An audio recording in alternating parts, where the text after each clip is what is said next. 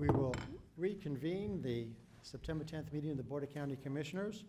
We're still on public items, and we're going to move to a quasi-judicial item. This item is a request by Vero Beach Country Club, Inc.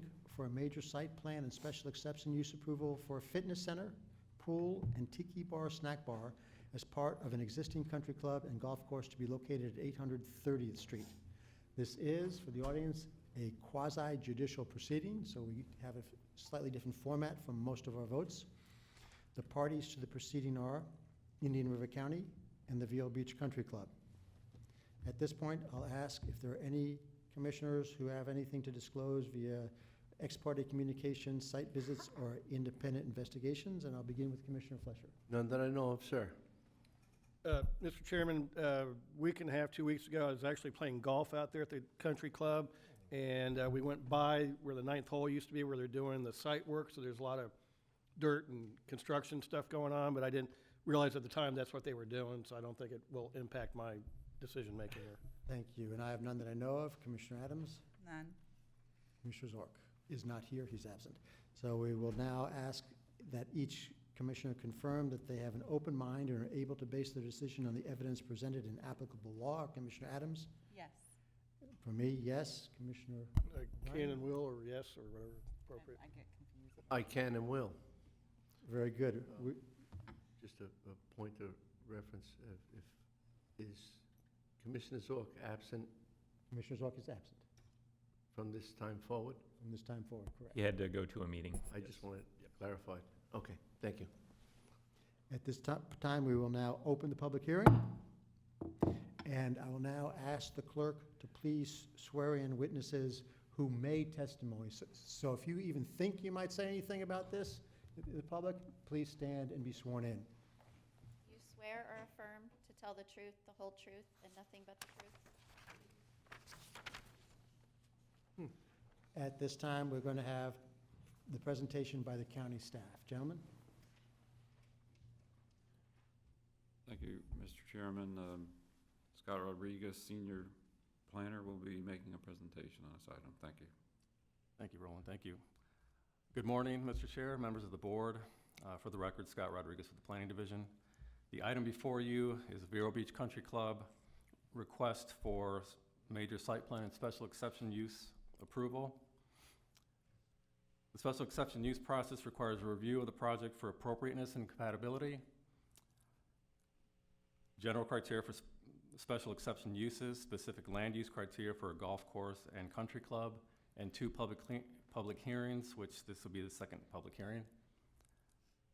The board is to approve with conditions, or deny the proposed request. The 7.4 acre subject site is located on the north side of 30th Street at its intersection with Country Club Drive. The subject site has an RS3 zoning designation. Here's an aerial of the existing conditions of the site. The proposed development will occur east of the existing clubhouse. The overall site plan depicts the existing clubhouse and the location of the proposed improvements. A closer look at the development area shows the proposed fitness center, pool and tiki and snack bar, and site improvements. The majority of the site improvements and parking will be constructed in phase 1, and phase 2 will be limited to the second-story addition to the fitness center and minor parking improvements. No new circulation improvements are proposed, however, site improvements to the existing parking lot are planned along the east side of the project. The landscape plan includes vegetation to the existing Type C buffer and required with the Phase 1 improvements. Additional landscaping is also provided around the perimeter of the proposed uses. At its August 8th, 2019 meeting, the Planning and Zoning Commission voted 5-0 to recommend that the BCC grant major site plan and special exception use approval with conditions recommended by staff. The Planning and Zoning Commission discussed compatibility and operational aspects of the tiki bar. Staff is recommending to the board that the board grant major site plan and special exception use approval with conditions as stated in the staff report. And that concludes my presentation. Any questions for staff? I've got one. Could you review the parking? I mean, from what I can see, you're going to have some activities which have, or could have, a lot more use, which would be incremental, not just a change of use from people using the golf course and stuff.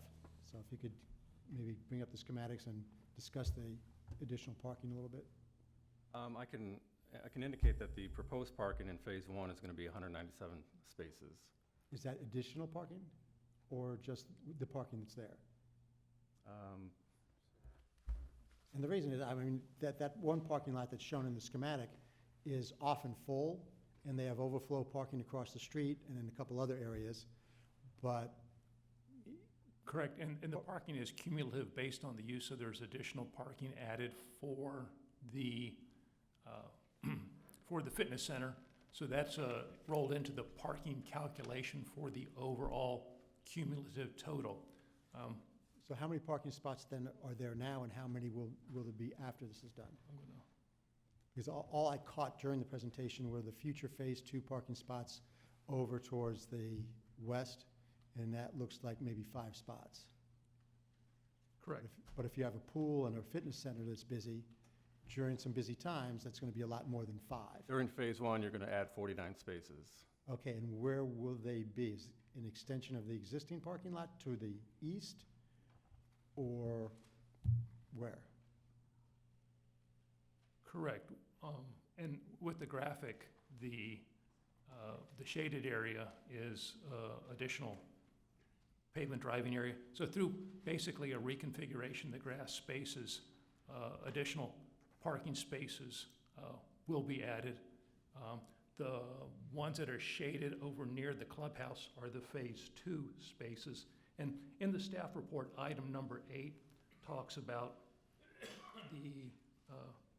the overall spaces as far as summarizing it in the staff report as far as total build-out and what's required in that respect.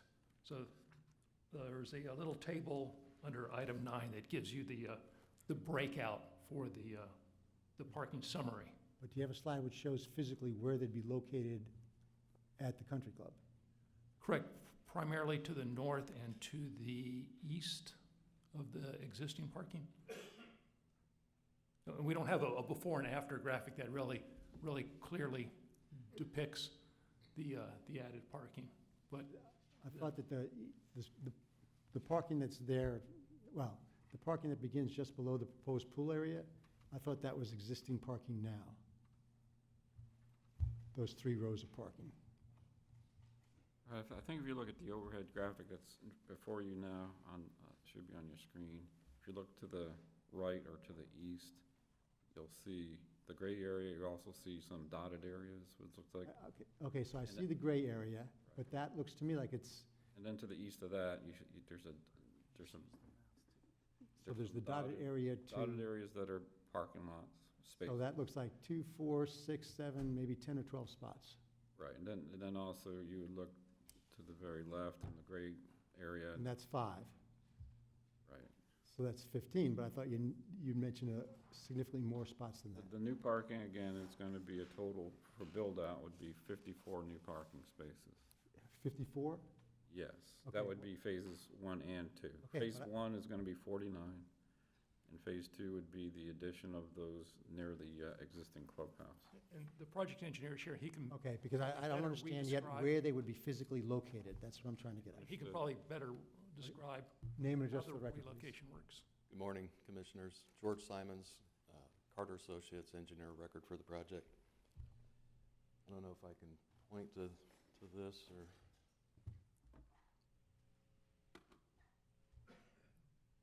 Currently, the end of the parking rows are right here. These are existing landscape islands.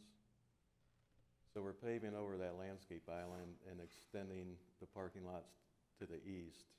So this is the new end of parking row, and that occurs here as well. We have the parking, this coquina parking under the big oak trees. They're all new.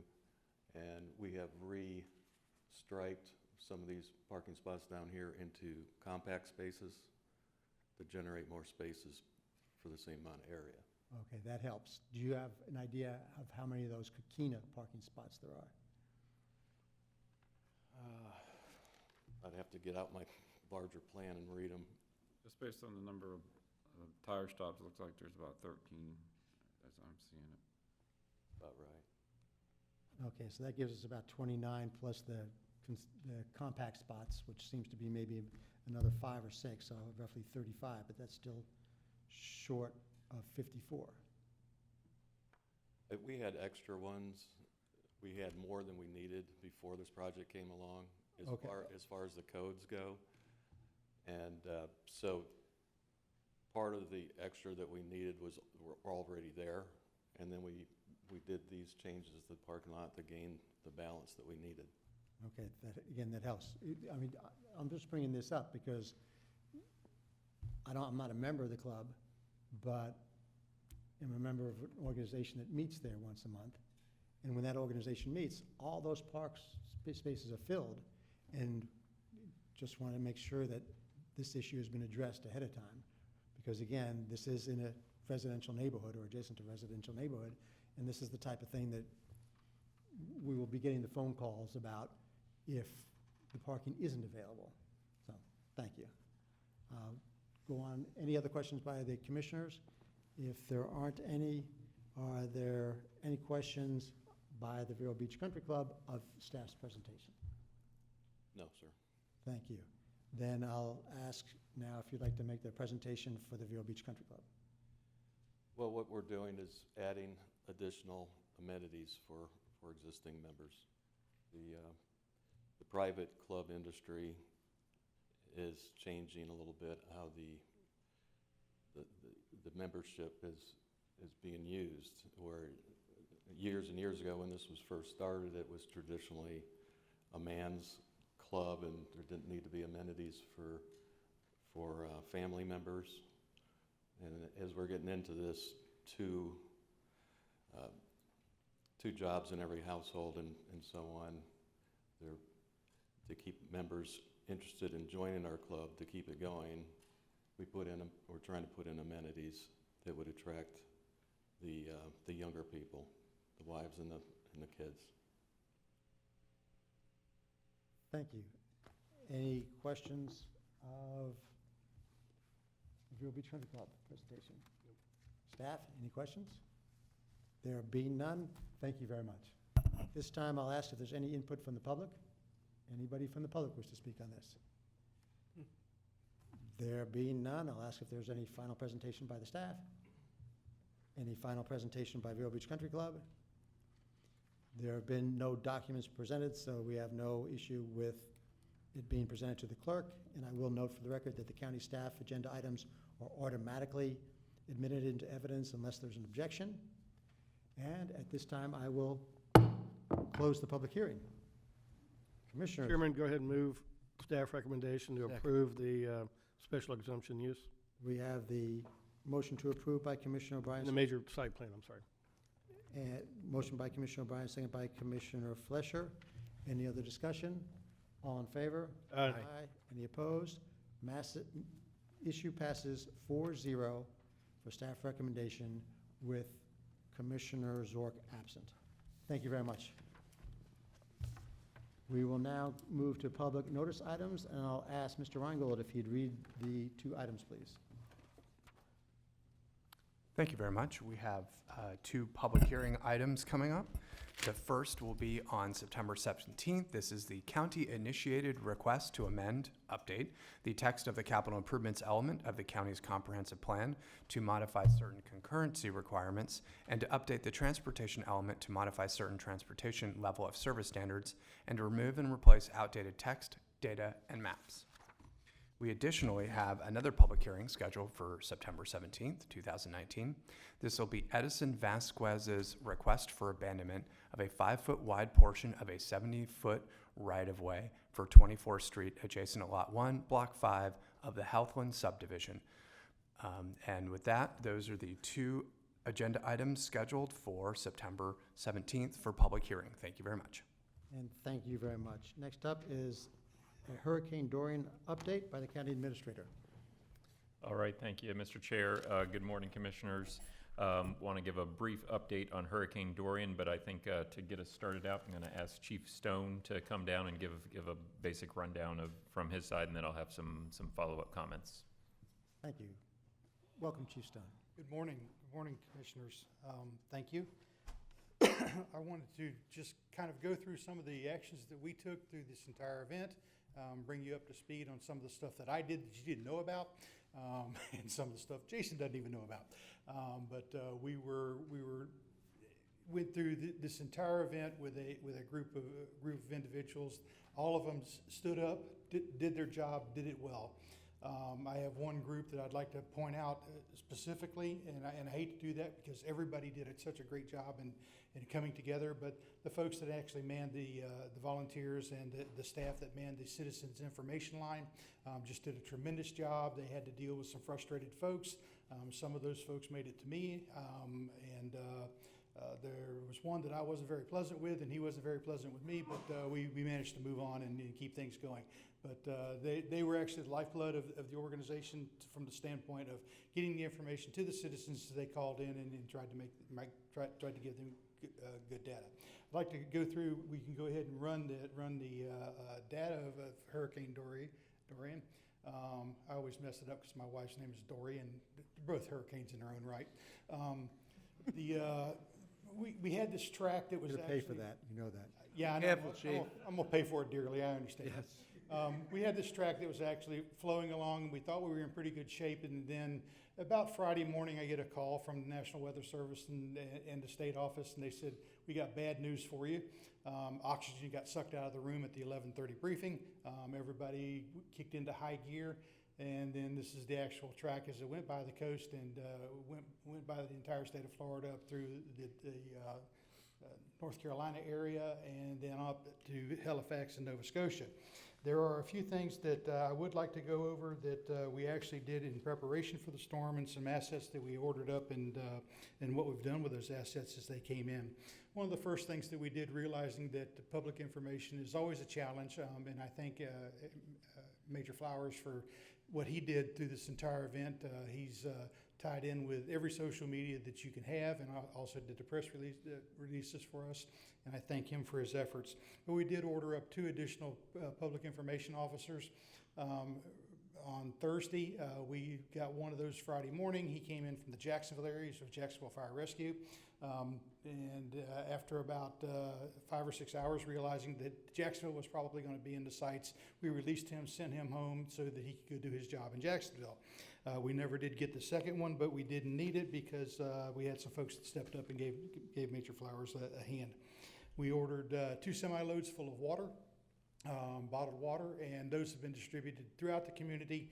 And we've gotten rid of both those semi-loads full of water, and United Way, a number of the other agencies throughout the state, throughout the local area received those.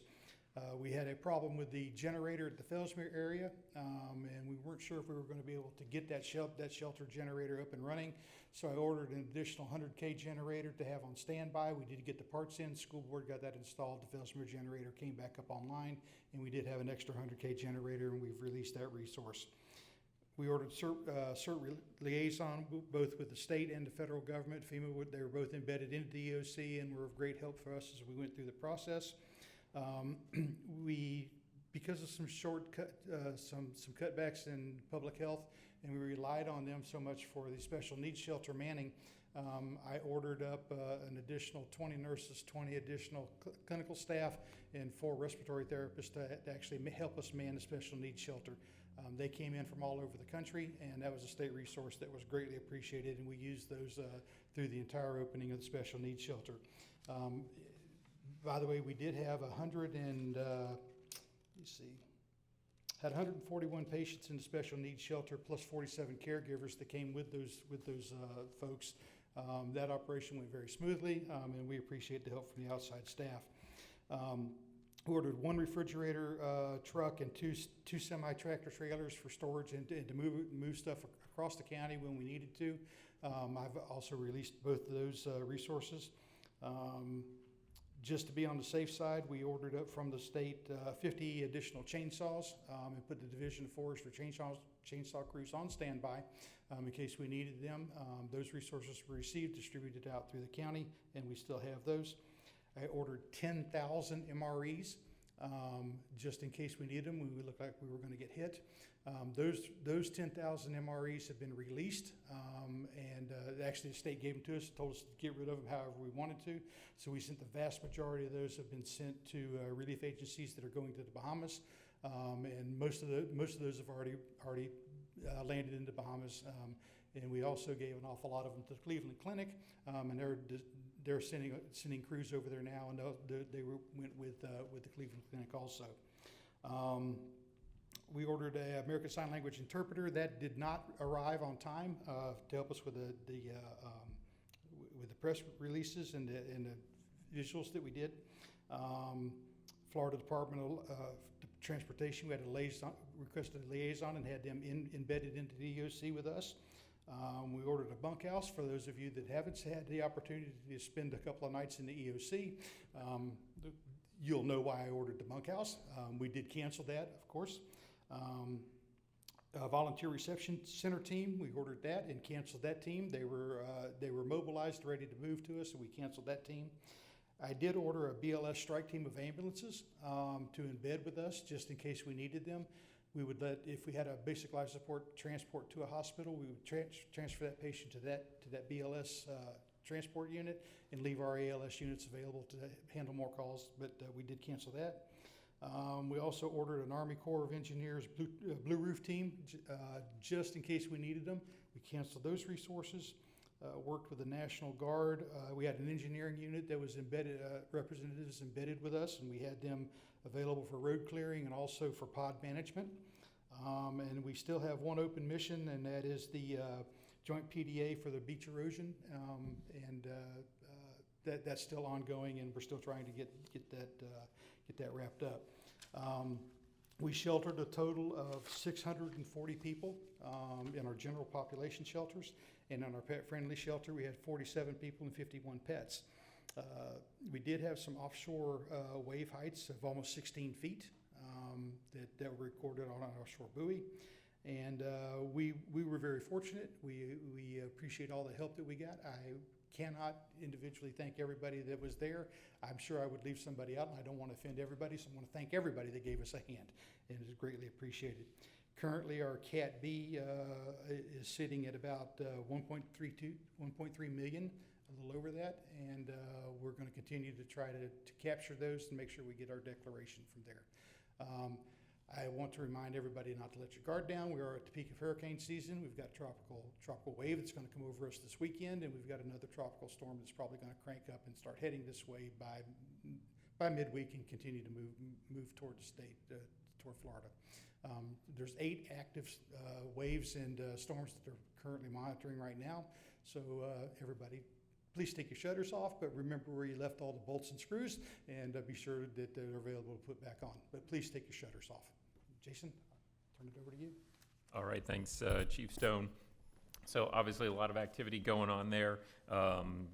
Chief Stone covered the Cat B expenses. We've also had significant beach erosion. I think that was our biggest impact. We were very fortunate that Dorian made that turn, so spared our land and our property from damages.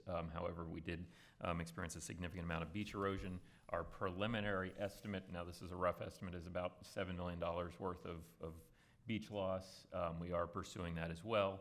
We feel good about being declared for Cat B, those emergency protective measures being declared. It's still an open question of whether those Cat G, as they're called, for the beach restoration will be declared or not. We have, as Tad mentioned, working with the state and FEMA teams to get those folks out here on our beaches as soon as possible, get them to look at that. I think this is an issue on up the coast as well, north of us. So we're hoping that we'll get that declaration, but we may not. So we do continue to work that issue. One of the big issues was getting service back open. I want to thank all of the county employees, many of who were declared essential personnel, worked before, during and immediately after the storm, and then all of our employees as they were able to come back, and we were able to get the offices back open on Wednesday, so a very quick turnaround time so we could continue providing services to the public. One of those areas that was a critical concern was the landfill and the customer convenience centers and garbage and yard waste pickup.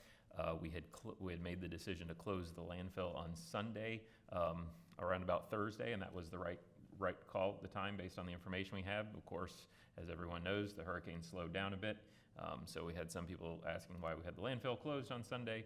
And so it was closed Sunday, Monday, Tuesday, but we worked with our forces, great cooperation from Republic and also Waste Management to get those collection routes picked up. We did an accelerated pickup for the garbage and the yard waste. There was no recycling pickup last week. However, this week we are back to normal. Everything is on your normal day. Put it out just the way you would normally. Want to just say, I think, echoing some of Commissioner Solari's comments about getting to see the EOC in action. First, I'd like to thank him and all the county commissioners for your support and all your help. We've got great elected officials here that did the perfect role that helped county staff and all of the agencies with the response. So I want to thank you all for that, but also want to echo his comments about getting to see the EOC in action. It's a great thing to see everybody working together. Such great cooperation we had. You know, normally I get stuck in my office a lot of times. I try and get out and about every once in a while, but I don't get to see people working that often. So this was a great opportunity for that. I want to thank Chief Stone and all of our emergency management staff. They are top notch. And I'm not going to name anybody by names, but I'm going to try and go over entities, and hopefully I don't leave any of them out.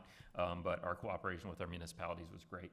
We coordinated with, for instance, by example, by way of example, and not an exhaustive list, but for the city of Vero, for instance, communicating with them on bridge closures and when we would close the beaches and when we would open the beaches, so that it wasn't confusing that one beaches were open and the other were closed or something like that. Just some great cooperation from the municipalities. The school district, who, as you know, we have an interlocal with them for them to operate our shelters. They were great. Worked through issues like the generator issue at the Fellsmere Elementary.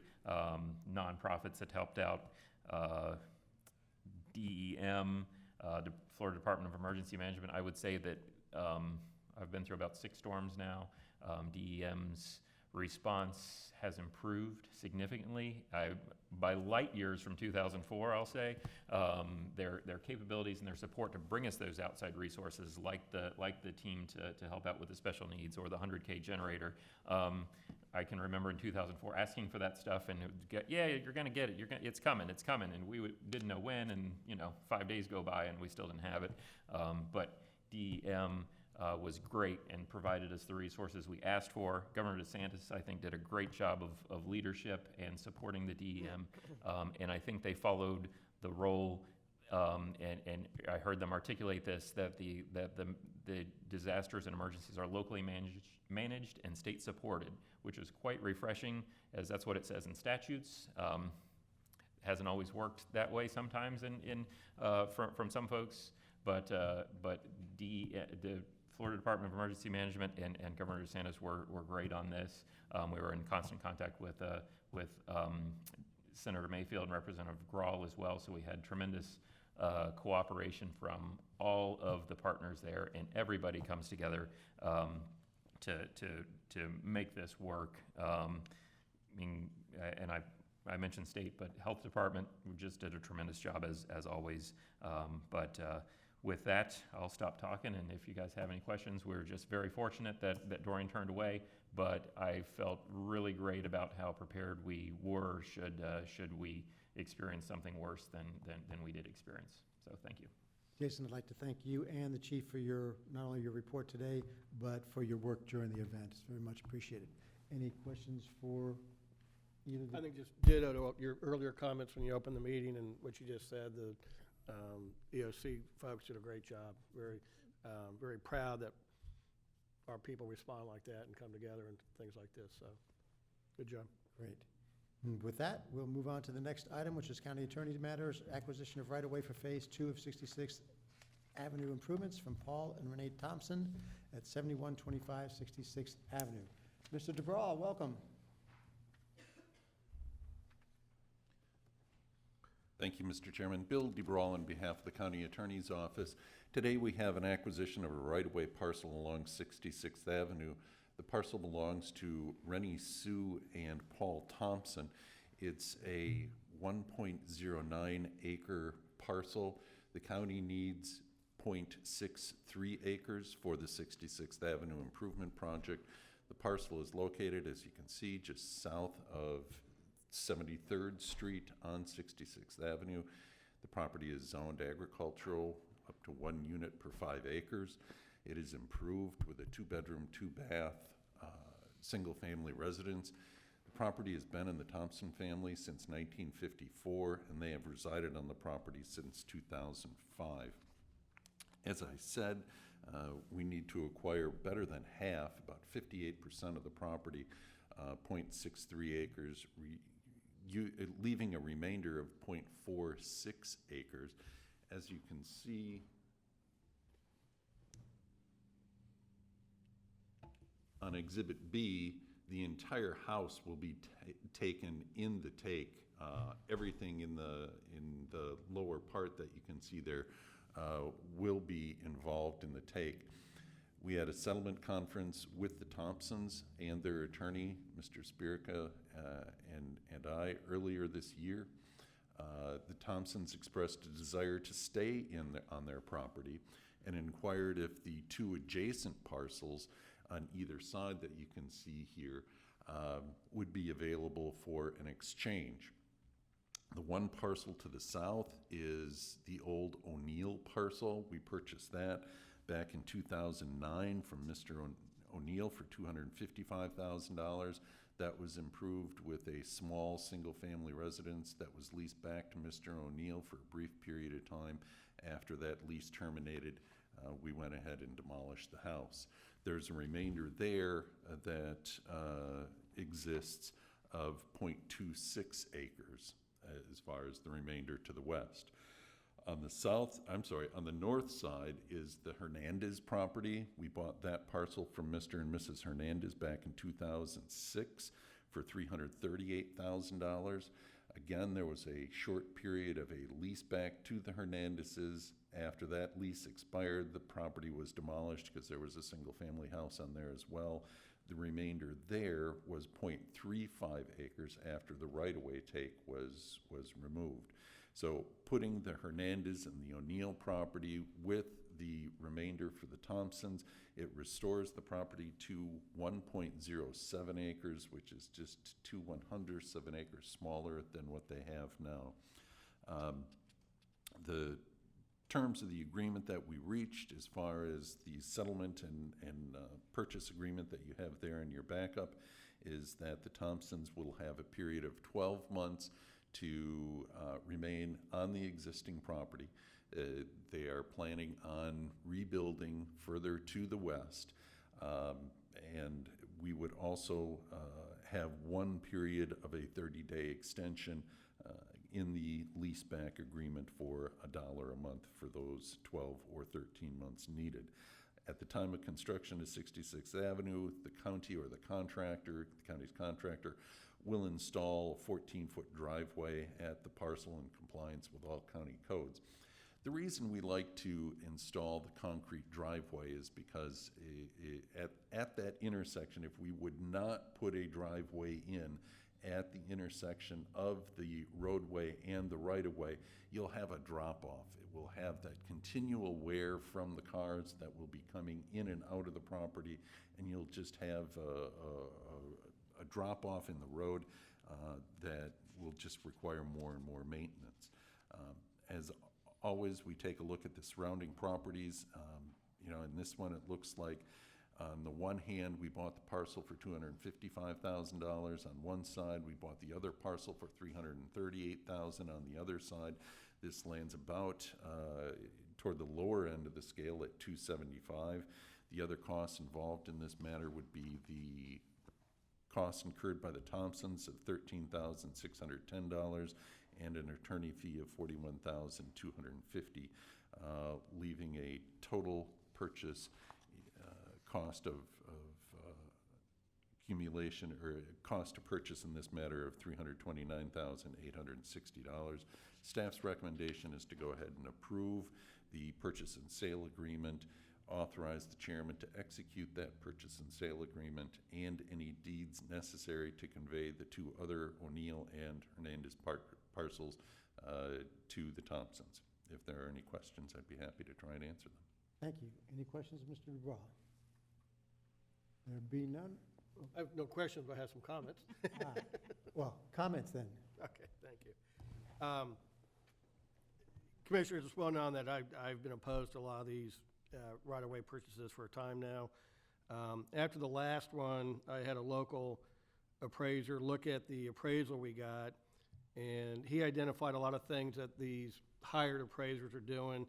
They're using residential sales of RS3 or S6 zone properties to get some of their valuations instead of ag land.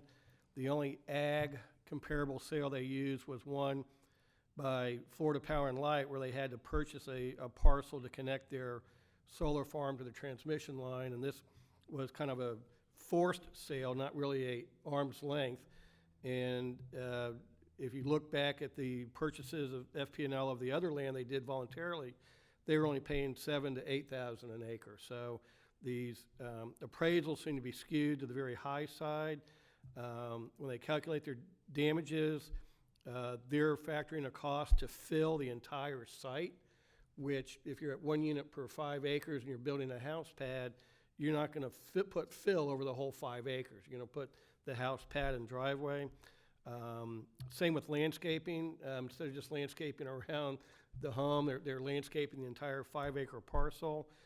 And the appraiser told me that now Indian River County is known as a rollover county, that when one of these purchases comes up, that the county is known for just rolling over and accepting the price we're given. Looking at the two adjacent parcels, as Bill mentioned, we paid $255 and $338, so $593,000. Agreed, we kept some of the land, but if you just add $100,000 for each parcel as a remainder value, with the $329,860 total purchase price, we're at $529,860 for 0.63 acres, which now moves us up to, I think this is probably a new world record, $841,047 per acre for ag land outside the urban service boundary, plus whatever the cost of the driveway is going forward. Again, commissioners, I can just not support these kind of purchases and will not be supporting this one, but I think at some point we need to stand up and put an end to this and challenge this in a court. It may cost us a little bit for that one court case, but I'm confident we would get a win just showing that these appraisals are totally out of control and that they're not based on anything realistic, and paying $841,000 an acre for ag land is just insane. So I will not be supporting this purchase. Thank you, Mr. Chairman. On this one, Commissioner O'Brien, I will be supporting it, but I think you've moved me to the point where I'm about ready to say no. So when I next meet with Mr. Brown, I'm going to ask him if he can start developing some information on this and that, and on costs for past purchases, to see if we can't develop a way of looking at this to determine when would be a good case to challenge, if that makes sense to you. So that's just something that I want Mr. Brown to look forward to. I know how he likes those type of discussions. It helps make his day. So with that, I'll ask if there are any other questions of staff by any commissioners. Anybody from the audience wish to comment on this matter? With that, be happy to have a motion. I move approval. We have a motion to approve by Commissioner Adams. I'll second it. All in favor? Aye. Aye. Any opposed? Nay. Motion passes 3-1, Commissioner O'Brien dissenting, Commissioner Zork absent. Thank you very much. Thank you, Mr. DeBro. Welcome. We now move to Commissioner O'Brien's matter of the releasing of a demolition lien. Thank you, Mr. Chairman. If you remember at our last meeting, we had a request to speak from Mrs. Nicole Knowles. She had purchased a property, and it had an outstanding code board lien, and then I believe it was a demolition lien on the property. And Mrs. Knowles was asking for some relief. I think Roland had mentioned that the code board did reduce their fine from several $1,000s to, I think, $300 or $400 actual cost. During that meeting, we explained to Mrs. Knowles that because we had to spend taxpayer dollars to demolish the property, that I didn't think the board would be willing to release those actual true costs.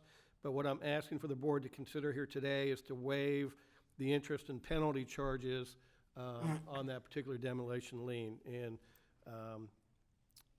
Dylan had a release form in the backup, but I think we'll still have to collect the actual cost of the demolition, but asking the board to waive the interest and penalties. Thank you. Did you have a number on? You know, Commissioner, I don't. I think, I want to say it was $3,000 and something for the actual demolition and several $1,000s of interest and penalty. And I let Ms. Knoll just, what I'd like, if you could come up just real quick. I don't want to make this like totally open-ended. So if we waive the interest and penalties for like, say, 3 months, would that be sufficient time for you to get the funds together to pay off the lien? Yes. Okay. So that'd be my motion, that we waive the penalty and interest for a period of 3 months and allow Ms. Knowles to then pay off the balance of the actual cost of the demolition. So there's a motion by Commissioner O'Brien, second by Commissioner Adams. I'll just ask Mr. Brown if he has any particular issue with this, one way or the other. We are okay with waiving the penalties and the interest as long as we get the original amount. We've done this in the past, and I think the time limit as discussed is appropriate. Great. Any other questions by the commissioners? Anybody from the public wish to comment on this matter? With that, Did you want to say anything, or you're good? You, she's smart enough to know that it's going in her favor, and we, yes, There you go. less said the better at this point. yes. All in favor? Aye. Any opposed? Passes 4-0, Commissioner Zork absent. And Dylan, you'll get the appropriate paperwork from Mrs. Knowles or whatever needs to be done. Yep, so once she pays, then we'll be able to have all the release done. And if I may use this moment just to mention, our office just got another inquiry about one of these where someone had a demolition lien and they wanted to pay it. Do you want us to just process that item instead of kind of having the speaker come forward and then a commissioner sponsor it, or does the board have a preference as to how they want that other item to move forward? Is this like another single-family home, same like $3,000 or $4,000 kind of? I believe so, but I will do some more. I just want to kind of cut down on the bureaucratic steps if it's something the board's generally in favor of. I'm not opposed to that if we again have like a 3-month time limit, and if it's not like a 30-unit apartment complex or commercial, But yeah, I think something like this where we have someone that says, yeah, I want to redevelop this property, but I need to get these things cleared. I'm fine with having that administrative level. If we do it administratively, I mean. Oh, no, I didn't mean administrative like that. It came under my items and brought to the board. Oh, Yes, That's all. I Oh, just, I see. it- Okay, Okay, that's fine. fine. Yeah, that's it fine. needs to be an appeal. yeah. I just didn't want it to be, I just didn't know if you wanted the next person to have to come to a meeting, put it under, public presentations. The person you've already talked to, just say, I'll put it on my matters, we'll do it, and go, okay. And I think it's important, sometimes the circumstances are different as far as who incurred the, That's where I was going on there. We've had cases like this where the circumstances don't weigh so favorably for the person before us. And I think this needs to be open, transparent, and public, just to hear from as much of the community as possible, so. right, I think there's cases where, like in Mrs. Knowles, where she wasn't responsible for the demolition, so different circumstances may end in a different result. Absolutely. So I will coordinate with Roland, and as long as Roland and Jason are comfortable, then I will bring an item up, but it'll certainly be an item for the board to consider. Thank you. So Nicole, you're good. Yeah. Okay, I just have a question. I know you said you're gonna have the paperwork. Do you know, like, what's the time frame on that so I can start paying it? Oh, so once you pay for the item, then we will be able to then finalize the release of lien for you and get that recorded, so that's cleared off. So if I pay for it today, that, Oh, yeah, if you pay for it today, we'll get this paperwork ready And roughly how long will it take you to think to do the paperwork, just so she knows? by the end of the week. okay, thank you. Wonderful. Thank you for being here, Nicole. you. Thank you. And with that, we will move to the Solid Waste Disposal District. Whoop. Your favorite. Your favorite. Yeah, dang. You can start with me. Commissioner Adams, it's such a great thing if you could open up with the commissioner dialogue today. So I volunteered to go first because I really have nothing because we've been, on break in a hurricane. So just for you today, I have no discussion. This is an excellent start. It won't happen I'm very- again, No, but- I understand. I'm not going to count my, and, so. yeah, Might get I've bogged decided- down now. I've decided that I've left myself out of this so many times because I've been focused on too many things like Learned all this meeting, beneficial you all time. like to talk about meetings and stuff. So as long as we're going to continue this, I think that, some of the things that are really important to me are ideological books. So I think I'm going to bring some of that forward at future meetings. I think this is, I look forward to really the good. quotes. Excellent, excellent. This is good. Commissioner O'Brien. I have nothing to report, Commissioner, Mr. Chairman. Oh, this is going exceptionally well. Are you going to continue along this great vein, Commissioner Fletcher? How about if I just keep it short, Okay. okay? Not quite as good as the others, but we'll accept it. We talked about the hurricanes enough, except I want to say thank you to our public for acting as if this was a real event, not a drill, helping each other and caring for each other.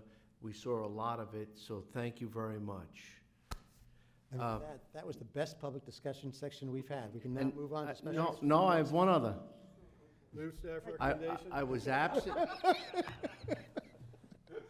Yes, Commissioner. I don't have many absences, but I was absent from the last meeting, and I want to say thank you to the public and to the board for understanding that I had a necessary surgical procedure, and, I was absent, and it was not exactly the best timing for some of the items. It was necessary. And I want to thank everybody for their well wishes, their thoughts, their prayers, and a whole lot of phone calls. So thank you, and it all went well, so thank you very much, and we'll try not to have that repeat. And Commissioner, we're very glad that it did go well. Thank you. Mr. Chairman, Chief You Stone. had your chance. No, Chief Stone showed the track of the storm as it came, and at one point on social media, somebody posted something. Instead of Sunday, Monday, like Tuesday, Wednesday, it was Halloween, Veterans Day, Thanksgiving, Christmas, and that's really felt how slow that storm was going. So, but anyway, that's it. Real quick.